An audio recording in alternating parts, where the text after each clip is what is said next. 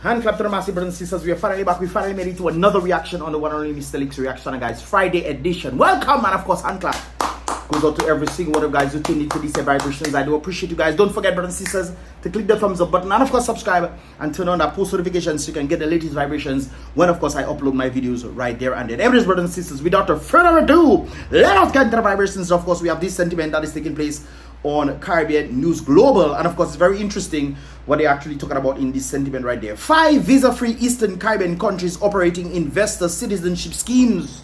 Of course, it's very interesting to find out what is going on, and of course this is what seems to be a collage of that right there. But of course, report from the Commission to the European Parliament at the Council's 7th report under the visa suspension mechanism, brothers and sisters. Brussels, of course, Brussels, I think is in Belgium. Yes, I think Brussels is in Belgium, so that's where they actually had it. And of course, this is dated December 11th, which of course was 2 days ago, right there. So this is the latest update when it comes on to European Union. What exactly are they trying to do in that regard? That's what we want to find out right there. Eastern Caribbean, Antigua, of course, they're talking about the Eastern Caribbean, Antigua, Barbuda, Dominica, Antigua and Barbuda, Dominica, Grenada, St. Kitts and Nevis, and of course, St. Lucia, right there. So these other countries are pretty much involved in the CBI program, which of course is there for their concern. Of course, Brussels, Eastern Caribbean. Since 2020, the Commission has been engaging with the 5 visa-free Eastern Caribbean countries operating investor citizen schemes. These are the countries that it named a while ago to obtain relevant information and data on those schemes. All 5 countries operate different investor citizenship type of programs, which consist mainly in either direct contribution to the state budget, of course we know this sentiment right there, or investment in large infrastructure, utilities, or real estate projects. The first option is normally cheaper than the real estate one, but of course that is how it goes right there, while the real estate option is normally more expensive. The process to apply for citizenship and the due diligence and security screening used are similar across, so they're pretty much the same across the 5 countries. Of course, these are the steps, 5 main steps. Licensed marketing agent, that's the person that they trust to do the selling of the passports, to find interested investors in 3rd countries. And of course, interested investors with no licensed marketing agents are trusted to find interested investors in 3rd countries. So it seems like they're soliciting the investors in 3rd world countries. Anyways, yeah. Right. Interested investors file the application through authorized, or the investors, okay, interested investors in 3rd world countries right there. So getting the investors who are from the foreign regions who want to be or invest in the 3rd world countries, so to speak. Remember, brothers and sisters, it's not just Dominica that is involved in this. It's also the Caribbean and of course other areas. In the United Kingdom is also involved in that right there. Of course, it's way more expensive than the 3rd world countries, so to speak, right there, brothers and sisters. And of course, interested investors file the application through authorized local agents. This is where the individuals come in who are selling, the agents who are selling the passports, authorized agents who are selling these passports, who submit the application and support documents to the citizenship or CBI unit right there. A third layer vetting process, that's where the due diligence process should begin, is conducted on the origin of the funds. I think that is the problem when it comes to Dominica, by the banks. So a 3rd layer vetting process is conducted on the origin of the funds. They want to know if it's money laundering or none of that stuff that is taking place right there, on the identity, security, and reputable profile of the applicants, of course the individuals who are wanting the passports right there, or the investors, quote unquote, by international due diligence firms. And of course, we heard of the previous one I actually did on BrBpTV, where they're talking about doing the due diligence firms. That I think is also a measure that they actually need to look into, because it seems like if they are the ones who are selling the passports, given the authority to sell passports, and the persons doing the very due diligence themselves are just another company within that sphere, I don't think that is right at all, because they can be biased, which of course most likely is why Dominica has a lot of people who have gotten Dominican passports on interesting mannerisms. Anyways, so a 3rd layer vetting process is conducted on the origin of the funds by the banks, on the identity, security, blah blah blah, repetition, we get that point right there. 4, based on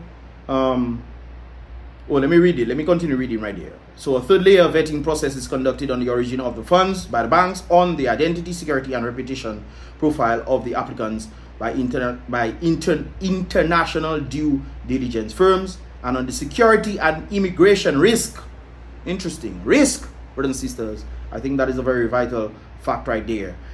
Immigration risk by the CARICOM Implementation Agency for Crime and Security Joint Regional Communications Center. That would be these people obtaining our passports never end up in our countries, yet still they're going to other countries on the basis of something else for there, of that, right? They're obtaining passports, okay? And they have to, it's not just saying, oh, we are visa free, and these people also that are getting visa free or giving the visa free also have to watch out for their security right there. And I think that's why Dominica was a huge risk when it comes down to that factor right there. Anyways, based on the above aforementioned checks, the CBI unit approves or rejects the application.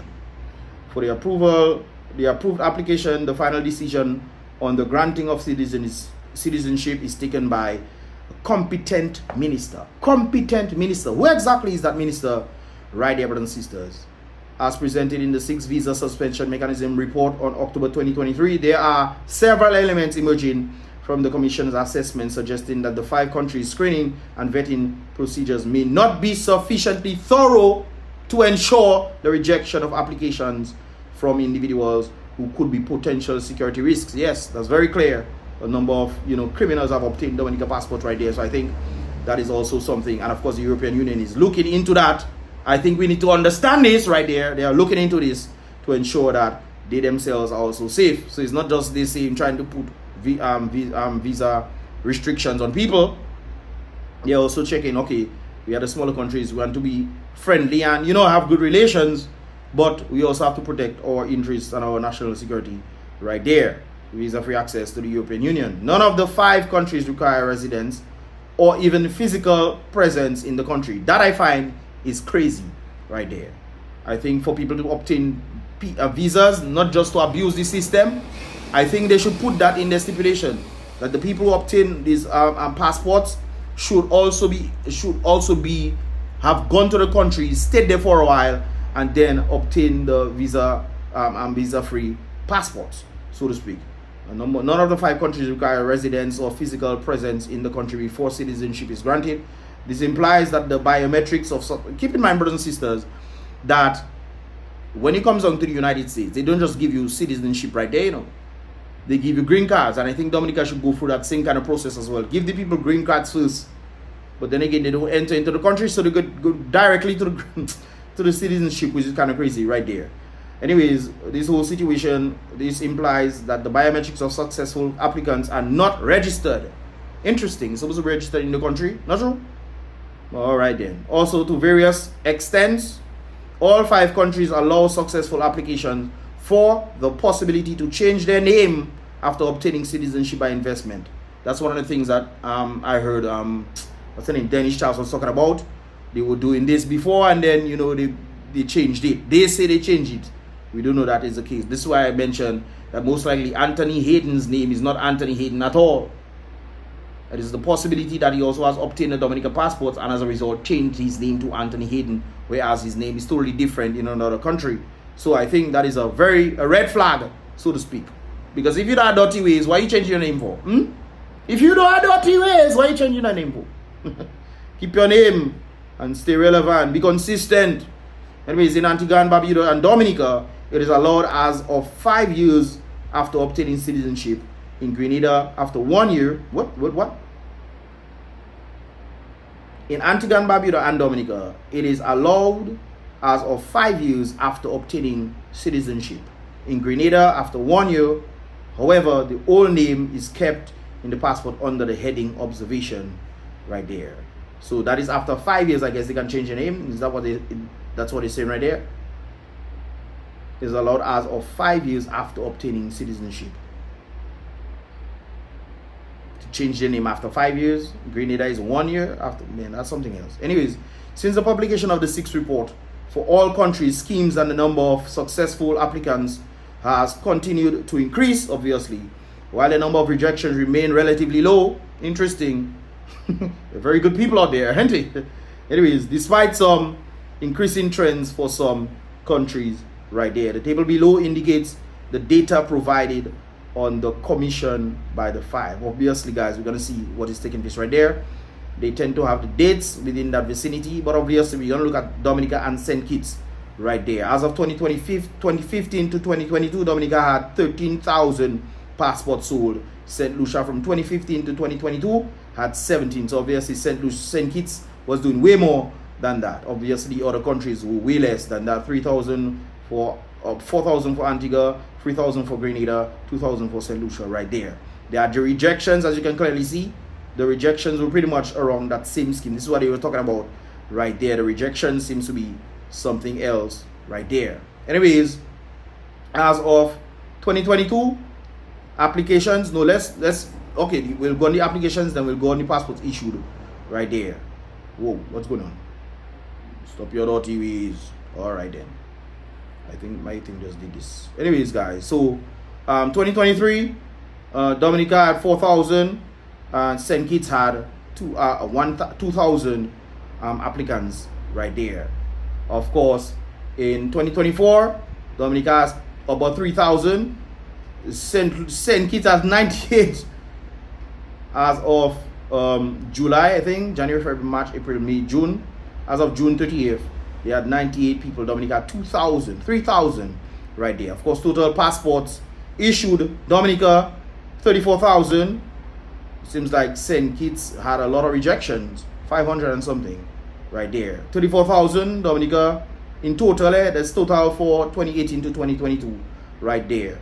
34,000 passports were issued. St. Kitts was 35,000.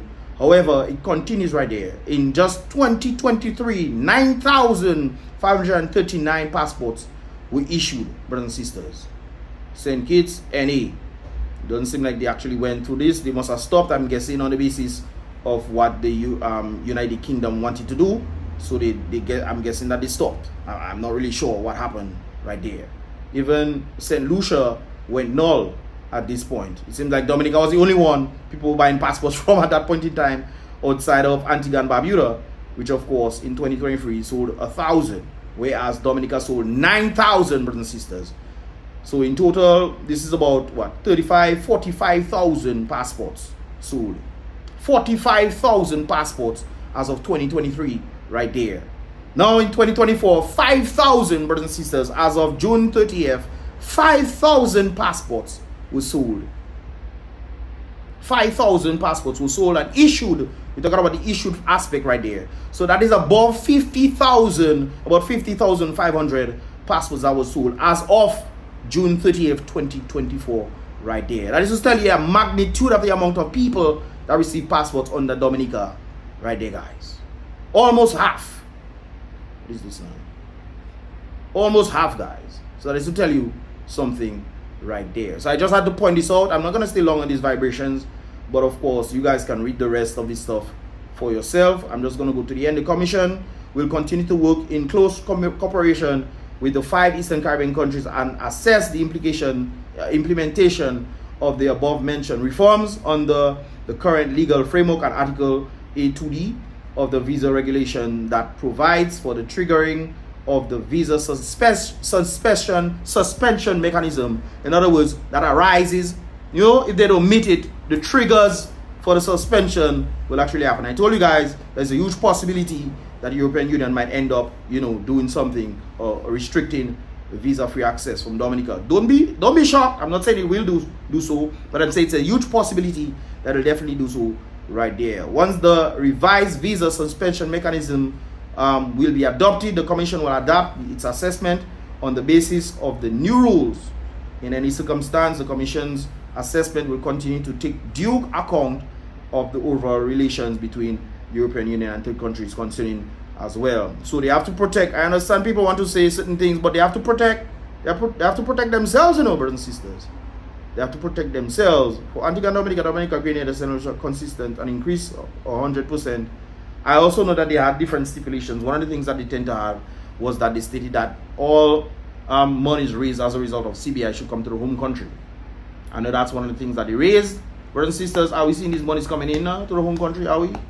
Are you seeing it? I know I'm not seeing it. Maybe you guys see it. Tell me. I need to know. Anyways, brothers and sisters, that's just my thoughts on that regard right there. I'll also post the article in the description so you guys can check it out for yourself as well and read the thing thoroughly on your own. Take your time and decipher what exactly is going on right there. I must read this paragraph. The mission and the update information received confirm most of the main concerns presented in the 6th report, that the investor citizenship scheme cannot be zero security risk. Cannot. As well as the economic and political importance of those schemes for the 5 countries right there. Keep in mind, Dominica has the most. I don't say much. Alright, brothers and sisters. What are your thoughts, man? I'm not going to stay long on this here reaction vibrations. So what are your thoughts? This is Friday. So go out and pray for yourself, brothers and sisters. With that said right there, I'll see you guys in the next reaction video. Guys. Remember, be real. Don't forget to click the thumbs up button and subscribe and turn on that post notification so you can receive the updates when I drop my videos right there, upload my videos, and of course post them right there. Be real, brothers and sisters. Salute the King always. Be positive.